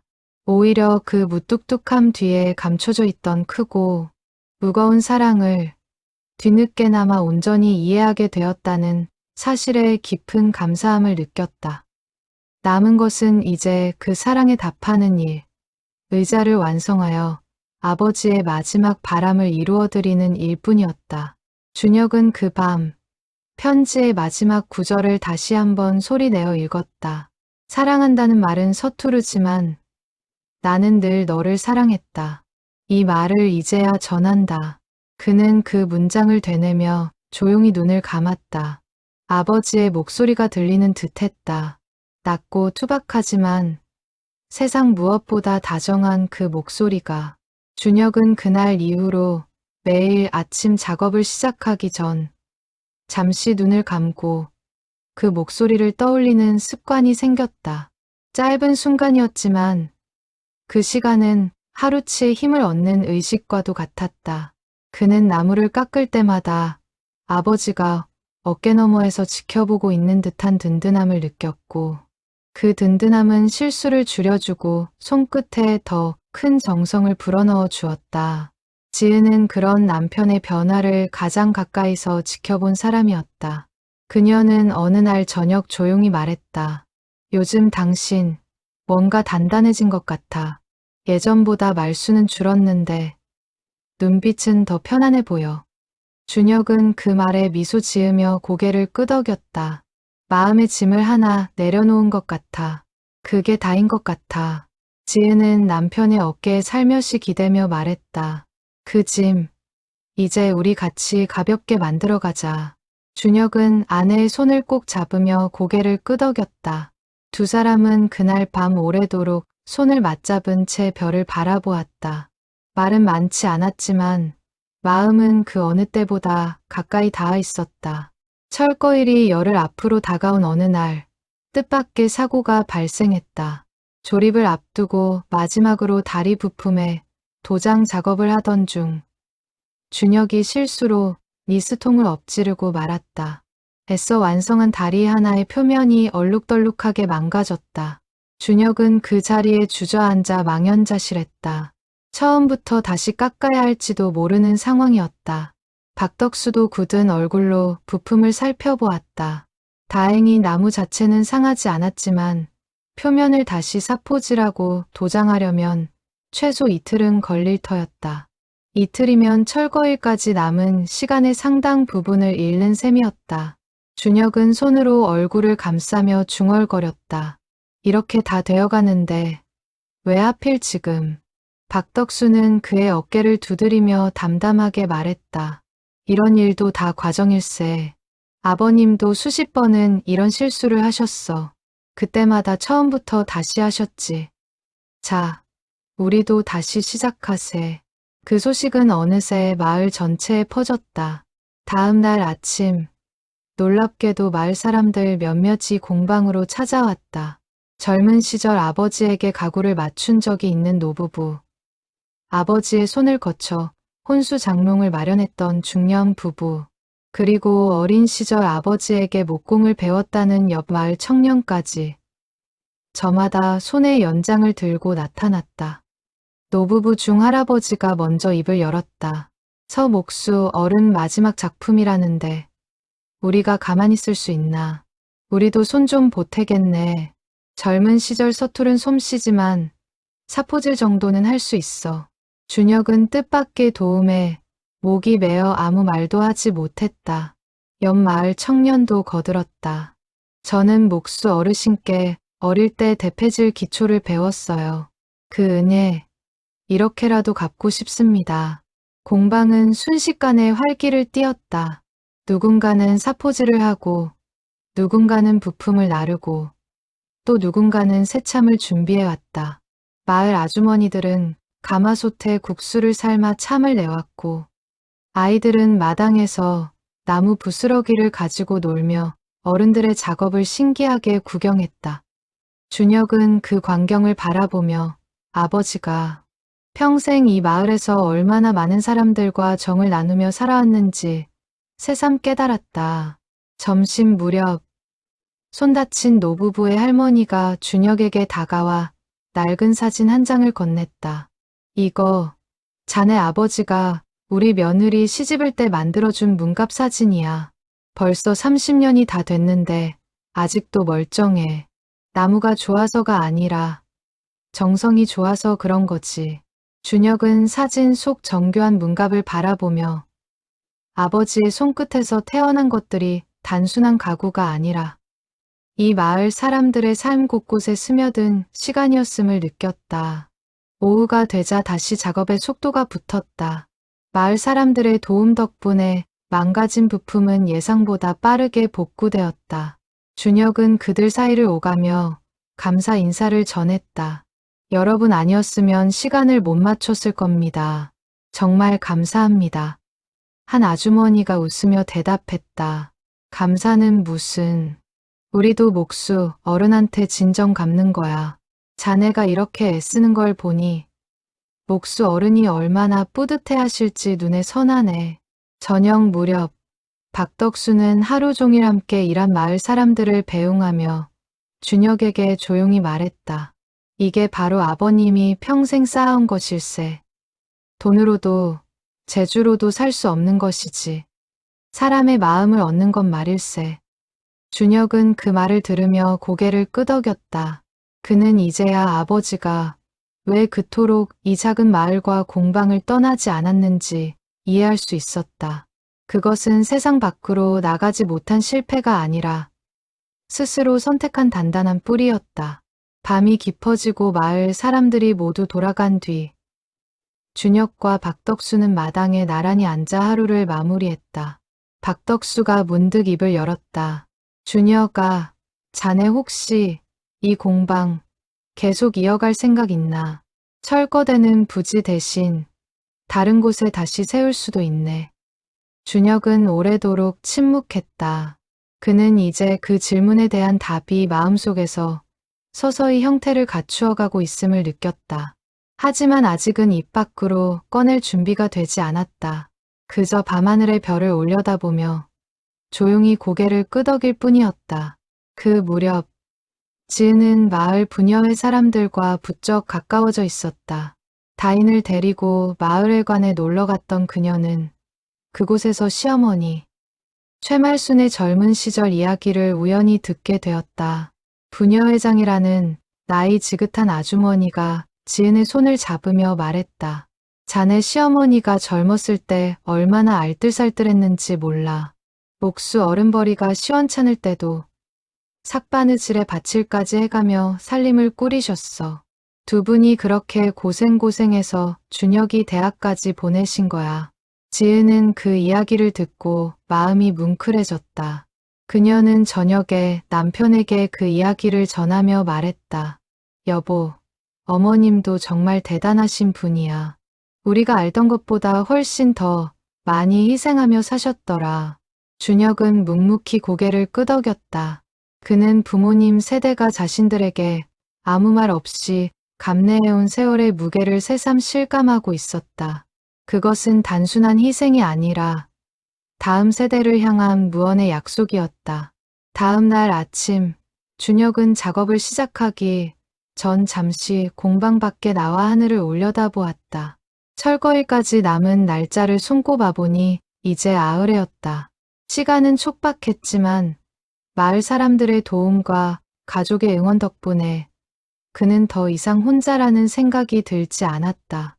오히려 이 의자 하나를 완성해가는 과정이 흩어졌던 관계들을 하나둘 다시 이어 붙이는 시간이라는 것을 깨달았다.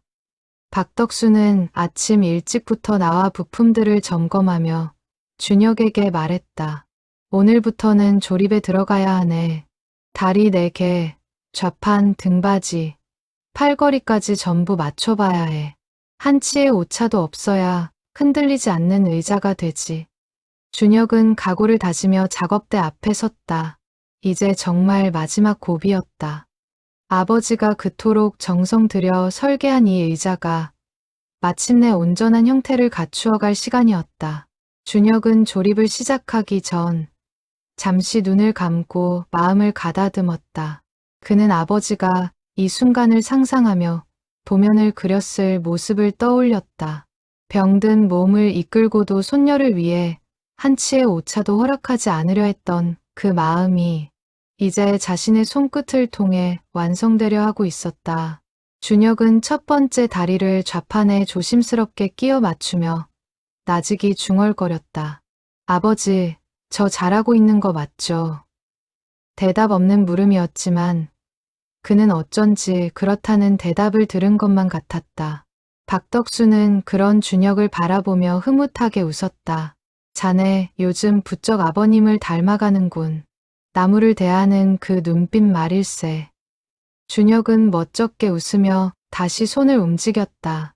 두 번째 다리를 끼우자 의자는 조금씩 완전한 형태를 갖추어 가기 시작했다.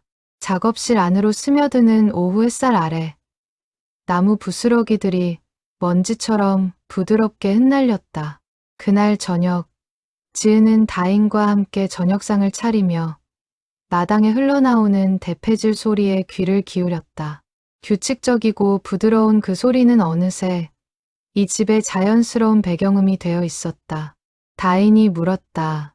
엄마, 아빠는 왜 저렇게 나무 깎는 걸 좋아해요? 지은은 잠시 생각하다 대답했다. 아빠가 진짜 자기 마음을 찾은 것 같아서 그런 걸 거야.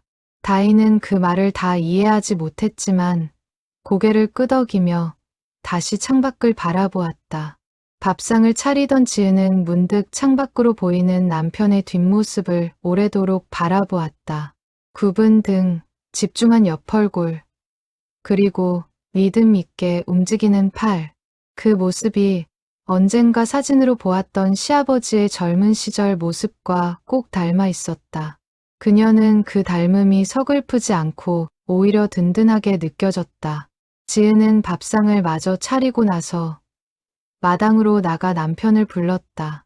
여보, 저녁 먹어. 준혁은 대패를 내려놓고 손을 털며 환하게 웃었다. 그 웃음이 저물어가는 노을빛과 어우러져 유난히 따뜻해 보였다. 식탁에 둘러앉은 가족들은 오랜만에 웃음소리로 가득한 저녁을 보냈다. 그 소리는 마당을 넘어온 마을에 잔잔히 퍼져나갔다. 조립은 예상보다 더디게 진행되었다. 다리 하나를 끼울 때마다 좌판과의 균형을 몇 번이고 확인해야 했다. 조금이라도 기울어지면 의자 전체가 흔들렸고 그때마다 준혁은 처음부터 나사를 풀고 다시 맞춰야 했다. 박덕수는 그 모습을 지켜보며 말했다. 급하게 하지 말게. 아이가 앉을 의자야. 흔들리면 안 되네. 정성이 부족하면 반드시 티가 나는 법일세. 그러던 중 뜻밖의 전화가 걸려왔다. 준혁이 다니던 회사의 대표였다. 전화를 받은 준혁은 잠시 밖으로 나가 통화를 이어갔다. 대표는 다음 달 있을 대형 프로젝트를 언급하며 준혁이 팀을 이끌어주지 않으면 계약이 무산될 수도 있다고 압박했다. 자네가 그 자리를 오래 비우면 다른 사람에게 기회를 줄 수밖에 없네. 준혁은 수화기를 쥔 손에 힘이 들어갔다. 그것은 지난 10여 년간 그가 쌓아온 커리어의 정점과도 같은 프로젝트였다. 전화를 끊고 돌아온 준혁의 얼굴에는 복잡한 그림자가 드리워져 있었다. 지은은 그의 표정을 보고 무슨 일이냐고 물었다. 준혁은 통화 내용을 전하며 낮게 한숨을 내쉬었다. 지은은 잠시 생각하다가 조심스럽게 말했다. 여보, 나는 당신 선택을 존중할게. 어떤 결정을 하든 후회 없이 하기만 하면 돼. 준혁은 아내의 담담한 말에 오히려 더 큰 무게를 느꼈다. 그는 그날 밤 홀로 완성되어가는 의자 앞에 앉아 오래도록 생각에 잠겼다. 그는 문득 아버지의 작업 일지 마지막 페이지를 다시 펼쳤다. 그곳에는 이런 문장이 적혀 있었다. 사람은 결국 자기 손으로 무언가를 만들어낼 때 가장 살아있음을 느낀다. 나는 평생 그 사실 하나를 붙잡고 살았다. 준혁이도 언젠가 자기만의 그것을 찾기를 바란다. 그것이 나무든 다른 무엇이든 상관없다. 다만 진짜로 살아있다고 느끼는 일을 하며 살기를. 준혁은 그 문장을 몇 번이고 곱씹었다. 그는 지난 며칠간 나무를 깎으며 느꼈던 감정이 무엇이었는지 비로소 명확히 깨달았다. 그것은 회사에서 숫자를 다루며 느꼈던 성취감과는 전혀 다른 뿌리 깊은 곳에서 우러나오는 살아있음의 감각이었다. 그는 밤새 고민한 끝에 다음 날 아침 회사에 사직서를 제출하기로 결심했다. 지은에게 그 결심을 전하자 그녀는 오히려 담담하게 미소 지었다. 나는 사실 예상했어. 요즘 당신 얼굴 보면 알 수 있었거든. 여기 있을 때가 훨씬 행복해 보이더라. 준혁은 아내의 이해에 깊은 고마움을 느끼며 그녀를 꼭 안아주었다. 두 사람은 그날 밤늦도록 앞으로의 삶에 대해 이야기를 나누었다. 공방을 다른 부지에 다시 세우는 일, 다인의 학교 문제, 최말순을 가까이서 모시는 일까지 하나하나 차근차근 계획을 세워나갔다. 다음 날 박덕수는 준혁의 결심을 듣고 한참 동안 말이 없었다. 이윽고 그의 눈시울이 붉어졌다. 정말 잘 생각했네.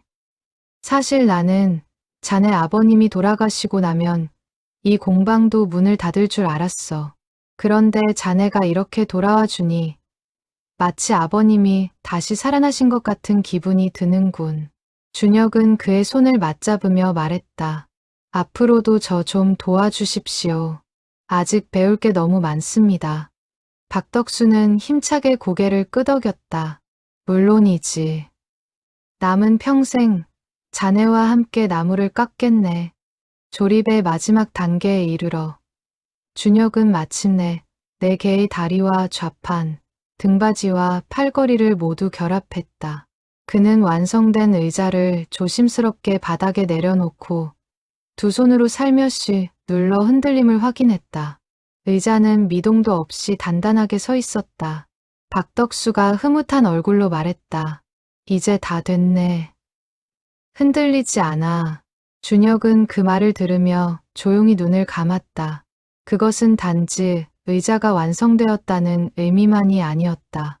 지난 20년간 흔들려왔던 그의 삶이 마침내 단단한 뿌리를 찾았다는 의미이기도 했다. 그날 오후, 준혁은 완성된 의자의 표면을 마지막으로 사포질하며 세밀한 부분까지 손질했다. 등받이에 나무심 문양 하나하나에 남아있는 아버지의 조각할 자국을 살살 문지르며 그는 그 손길이 마치 아버지와 함께 작업하는 것처럼 느껴졌다. 박덕수는 옆에서 니스를 준비하며 말했다. 이 마지막 도장 작업이 제일 중요하네. 나무의 결을 살리면서도 아이의 손이 닿아도 안전하게 독하지 않은 재료로만 마감해야 하네. 아버님이 늘 강조하셨던 부분일세. 준혁은 조심스럽게 붓을 들어 첫 번째 칠을 시작했다. 투명한 도료가 나뭇결 위로 스며들며 감춰져 있던 나무의 무늬가 은은하게 살아났다. 그는 문득 이 과정이 사람의 마음과도 닮아 있다는 생각이 들었다.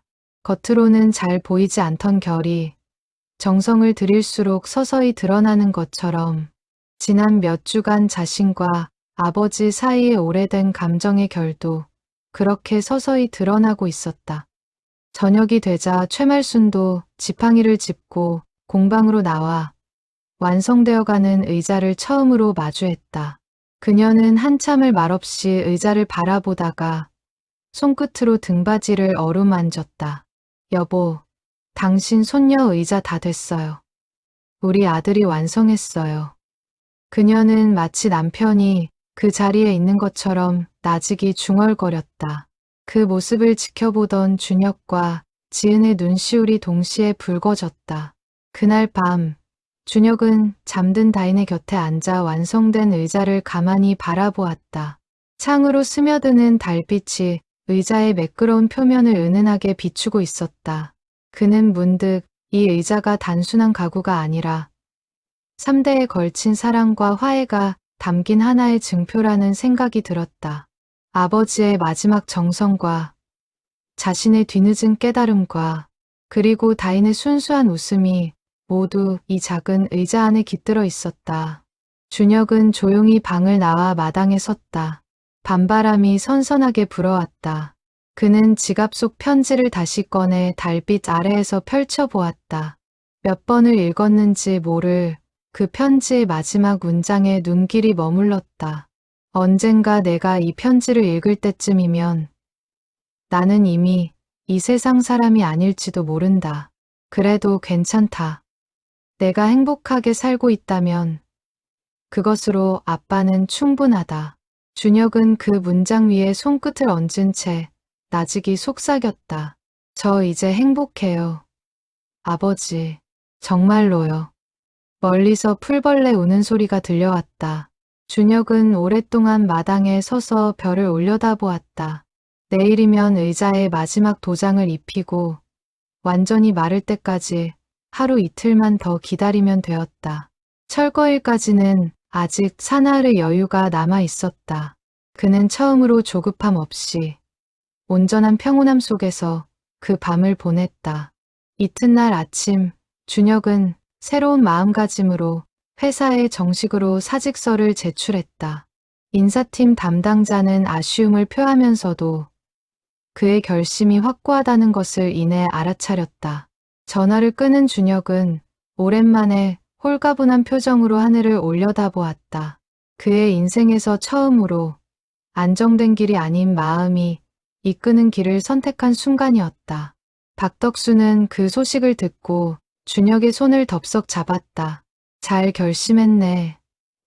사람이 살면서 이런 결단을 내리는 게 쉬운 일이 아닌데. 준혁은 겸연쩍게 웃으며 대답했다. 사실 아직도 두렵습니다. 그런데 이상하게 후회는 안 될 것 같아요.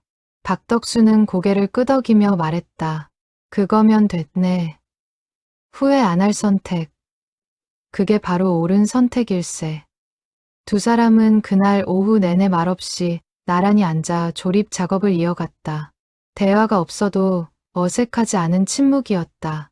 오히려 그 침묵 속에서 서로를 향한 신뢰가 더 깊어지는 듯했다.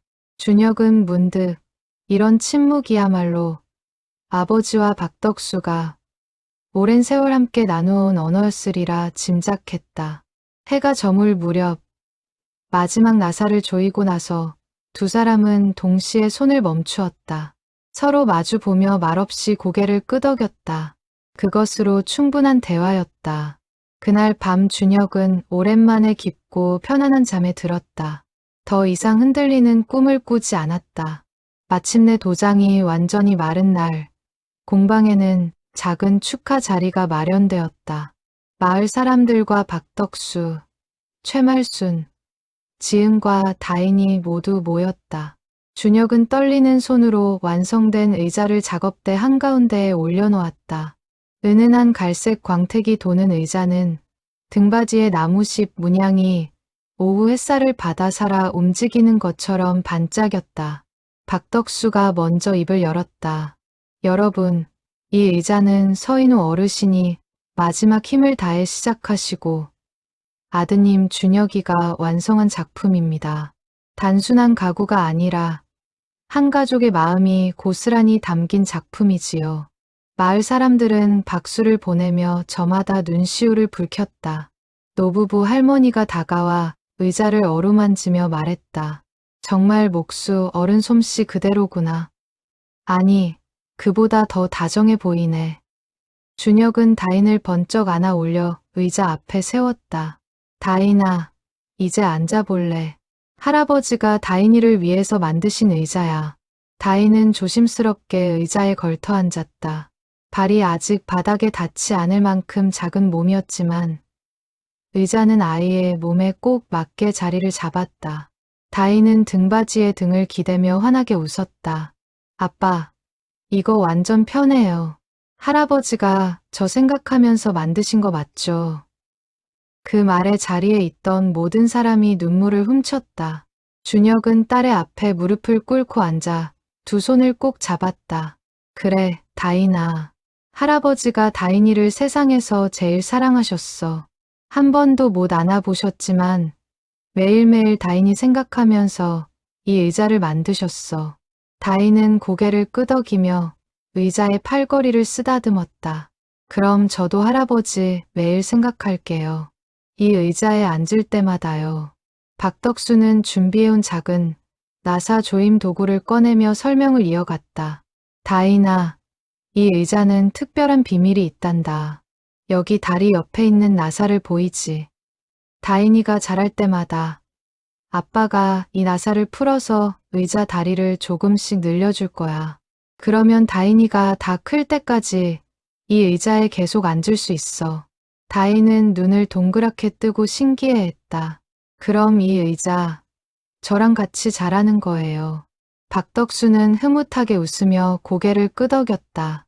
축하 자리가 끝난 뒤 준혁은 홀로 남아 아버지의 영정사진을 대신하는 작은 액자 앞에 섰다. 그것은 발인 날 가져왔던 사진으로 공방 한쪽에 조용히 세워져 있었다. 준혁은 사진 속 아버지를 바라보며 나직이 말했다. 아버지, 완성했습니다. 다인이가 정말 좋아해요. 흔들리지도 않고 편안하대요. 늦었지만 아버지 마음 이제야 다 알았습니다. 사랑해 주셔서 감사합니다. 그날 저녁, 가족들은 오랜만에 다 함께 저녁 식사를 나누었다.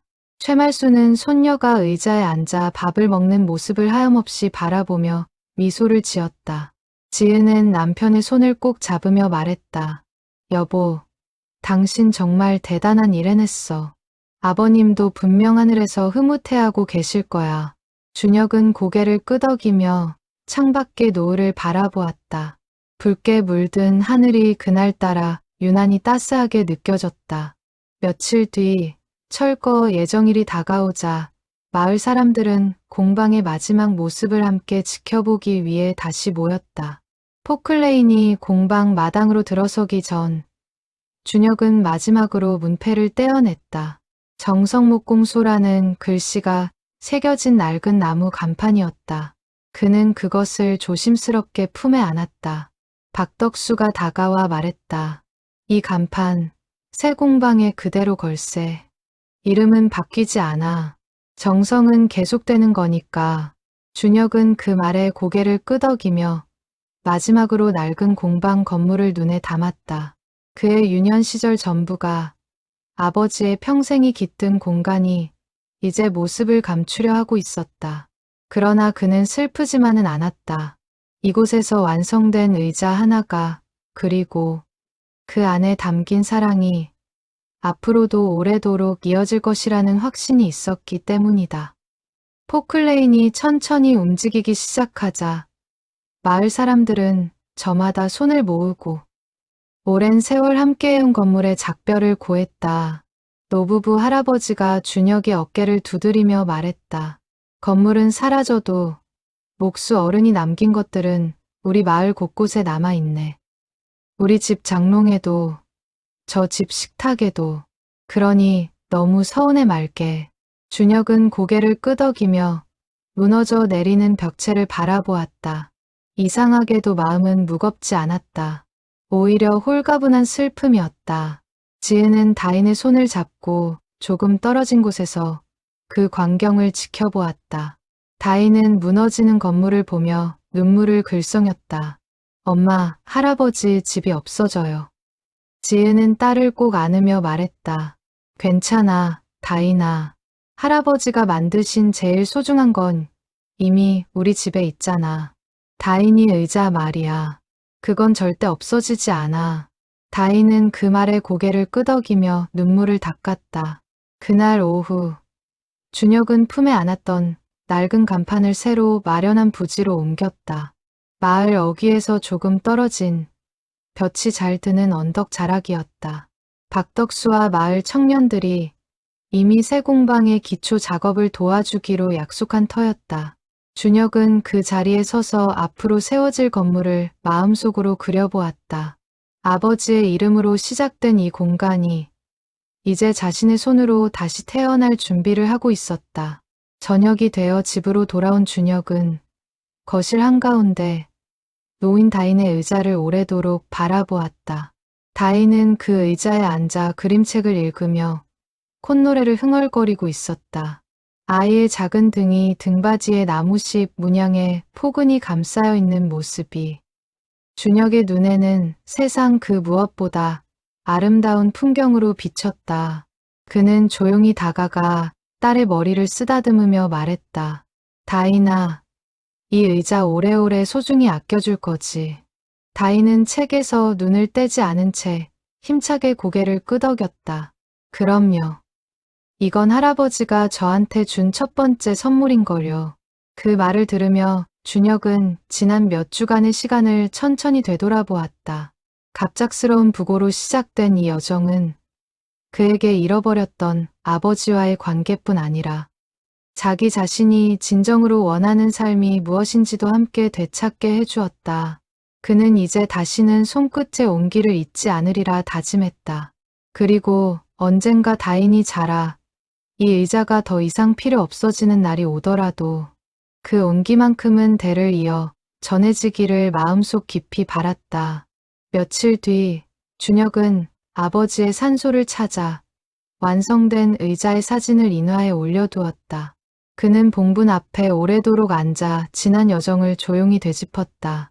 바람이 산을 타고 내려와 그의 뺨을 스쳤다. 마치 아버지의 손길이 어루만지는 듯한 감촉이었다. 준혁은 눈을 감고 그 바람을 온전히 느끼며 오랜만에 아버지와 진짜 대화를 나눈 듯한 평온함을 느꼈다. 산소를 내려오는 길. 준혁은 오래된 소나무 아래 잠시 걸음을 멈추었다. 어릴 적 아버지와 함께 도토리를 줍던 곳이었다. 그는 그 자리에 서서 마을 전경을 내려다보았다. 낮은 지붕들과 굽이진 길들, 그리고 저 멀리 새로 세워진 공방의 지붕까지 모든 것이 한눈에 들어왔다. 그는 이 작은 마을이 자신의 뿌리였음을 이제는 부정하지 않고 온전히 받아들일 수 있었다. 집으로 돌아온 준혁은 다인과 함께 저녁 산책을 나섰다. 붉게 물든 들판을 가로지르며 다인은 아빠의 손을 꼭 잡고 제잘거렸다. 아빠, 저도 나중에 할아버지처럼 나무로 뭔가 만들고 싶어요. 준혁은 딸의 머리를 쓰다듬으며 대답했다. 그래, 아빠가 다 가르쳐 줄게. 언제든지. 노을이 완전히 저물고 별이 하나둘 돋아나기 시작했다. 부녀는 손을 잡고 천천히 집으로 향했다. 그들의 그림자가 길게 늘어져 나란히 걸어가고 있었다. 집에 돌아온 부녀를 맞은 것은 따뜻한 불빛과 지은의 미소였다. 온 가족이 모여 늦은 저녁을 함께했다. 계절이 2번 바뀌었다. 언덕 자락에 새로 세워진 공방 앞에는 낡은 정성목공수 간판이 새 건물의 처마 아래 단정하게 걸렸다. 나무 냄새와 니스 냄새가 다시 마을에 은은하게 퍼지기 시작했다. 준혁은 매일 새벽 일찍 일어나 앞치마를 두르고 작업대 앞에 섰다. 박덕수는 이제 완연히 스승보다는 동료에 가까운 얼굴로 그의 곁을 지켰다. 새 공방의 문을 열던 첫날, 마을 사람들이 다시 모여들었다. 준혁은 개업 인사를 대신해 짧은 이야기를 전했다. 저는 오랫동안 아버지의 세계를 떠나 있었습니다. 하지만 아버지가 남기신 의자 하나가 제가 정말 살아있음을 느끼는 일이 무엇인지 다시 알려주었습니다. 이제 이곳에서 아버지가 그러셨듯 마을 사람들의 삶 속에 스며드는 가구를 만들며 살고 싶습니다. 사람들은 박수로 그의 새로운 시작을 축복해 주었다. 지은은 새 공방 한편의 작은 상담 공간을 마련해 손님들의 주문을 받고 디자인을 상의하는 일을 맡았다. 그녀는 도시에서의 삶을 완전히 접지는 않았지만 이제 일주일의 절반은 이곳에서 남편과 함께 시간을 보냈다. 다인은 유치원을 마치면 공방으로 달려와 나무 부스러기를 가지고 놀거나 작은 조각도로 서투르게 나무 토막을 다듬는 신용을 하곤 했다. 준혁은 그런 딸을 보며 아버지가 자신을 바라보았을 때의 마음을 비로소 온전히 이해하게 되었다. 최말수는 종종 공방에 들러 손녀와 함께 볕이 잘 드는 마루에 앉아 있곤 했다. 그녀는 남편이 살아있을 때보다 오히려 더 자주 웃음을 보였다. 어느 날 그녀는 준혁에게 조용히 말했다. 내 아버지가 지금 이 모습을 보셨으면 얼마나 좋아하셨을까. 준혁은 어머니의 손을 꼭 잡으며 대답했다. 보고 계실 거예요, 어머니. 분명히요. 다인의 의자는 여전히 거실 한가운데 자리하고 있었다. 준혁은 계절이 바뀔 때마다 딸의 키를 재어 조금씩 다리의 높이를 늘려주었다. 나사를 조절할 때마다 그는 아버지가 남긴 도면의 숫자들을 다시 들여다보았다. 정교하게 계산된 그 수치들이 이제는 준혁 자신의 손끝을 통해 매년 새롭게 실현되고 있었다.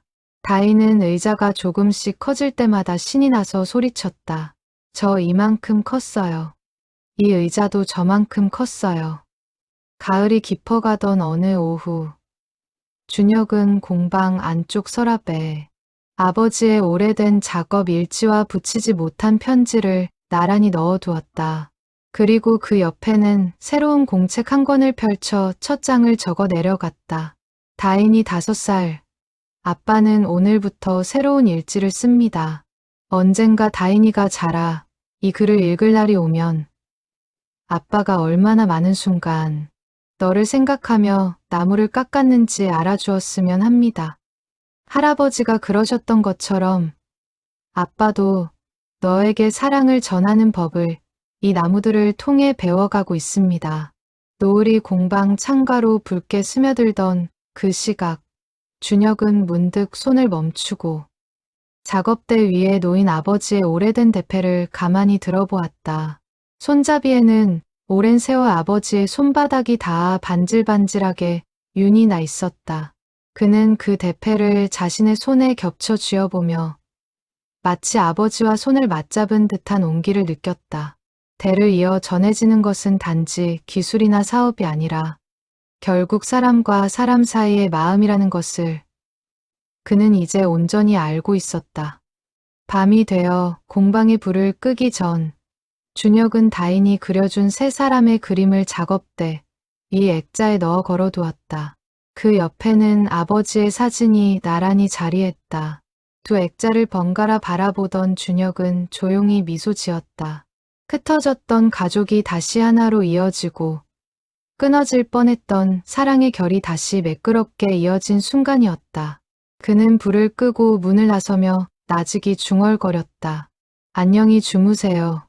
아버지, 내일 또 뵈러 올게요. 언덕 위 공방의 창문 너머로 초가을 밤하늘의 별들이 유난히 따뜻하게 빛나고 있었다. 그로부터 며칠 뒤 준혁은 다니던 회사의 옛 동료로부터 연락을 받았다. 팀장 자리가 아직 비어 있다며 마음이 바뀌면 언제든 돌아오라는 말이었다. 준혁은 정중히 감사를 전하고 조용히 거절했다. 그는 이제 더 이상 흔들리지 않았다. 나무를 다듬는 이 손끝의 감각이야말로 그가 평생을 두고 붙잡아야 할 진짜 삶이라는 확신이 그의 마음 깊은 곳에 단단히 자리 잡고 있었다. 주말이면 서울에서 손님들이 찾아오기 시작했다. 소문을 듣고 찾아온 젊은 부부들은 아이를 위한 자라나는 의자를 주문했고 준혁은 그때마다 아버지의 도면을 새롭게 응용하여 하나하나 정성껏 제작했다. 그는 손님들에게 늘 같은 말을 건넸다. 이 의자는 아이가 자라는 동안 곁을 지켜줄 겁니다. 완성되기까지 시간이 걸리더라도 오래가는 것을 만들고 싶습니다. 그 말 속에는 준혁 자신이 지나온 지난 몇 달의 여정이 고스란히 담겨 있었다. 박덕수는 이제 나이가 들어 예전만큼 손이 빠르지 못했지만 여전히 매일 아침 가장 먼저 공방 문을 열었다. 그는 종종 준혁에게 말했다. 이제 자네가 다 이끌어가야지. 나는 그저 옆에서 거들 뿐일세. 준혁은 고개를 저으며 대답했다. 아닙니다, 어르신. 어르신이 계셔야 저도 흔들리지 않습니다. 두 사람은 그렇게 서로를 의지하며 아버지가 남긴 뜻을 함께 이어가고 있었다. 다인의 6번째 생일날, 준혁은 딸을 의자에 앉히고 다리 길이를 처음으로 늘려주었다.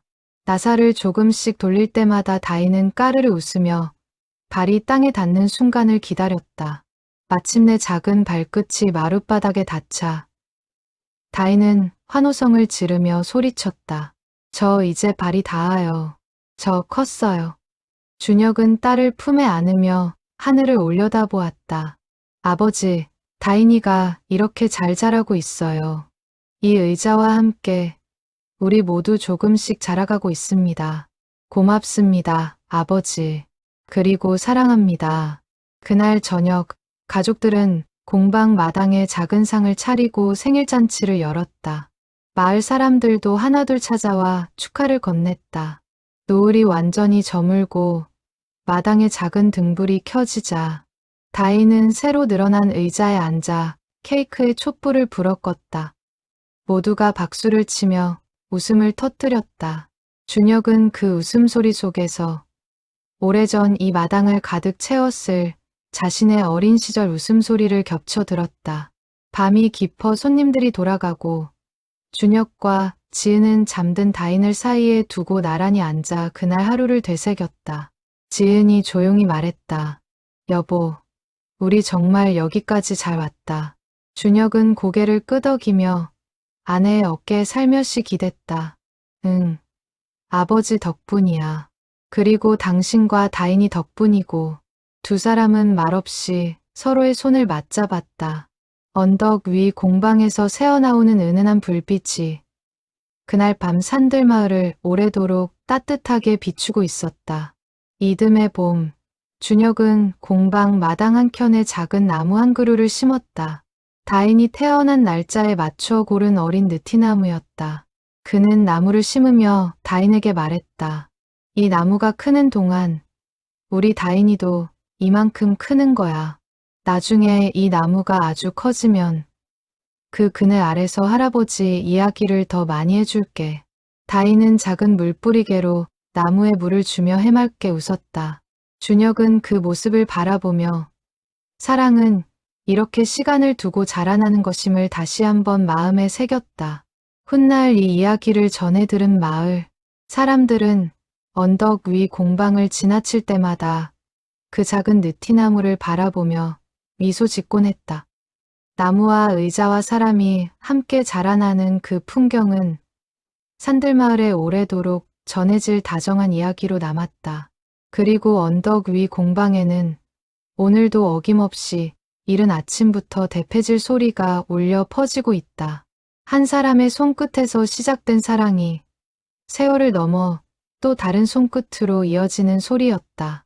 그 소리를 들으며 마을 사람들은 오늘도 안심하고 하루를 시작한다.